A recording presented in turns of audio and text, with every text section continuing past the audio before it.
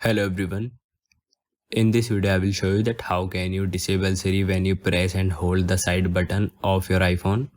So when I press and enables the Siri and it's irritating sometime. So if you want to disable this feature, then you can follow my steps. Just open settings. Now in the settings menu, scroll down and tap on Siri and search. Now in the Siri and search setting, you will see some options, and to disable Siri when you press and hold the side button, toggle off the switch next to press side button for Siri and it should turn grey. When the switch is off, Siri won't be activated when you press and hold the side button. Now you can exit the settings and it is disabled.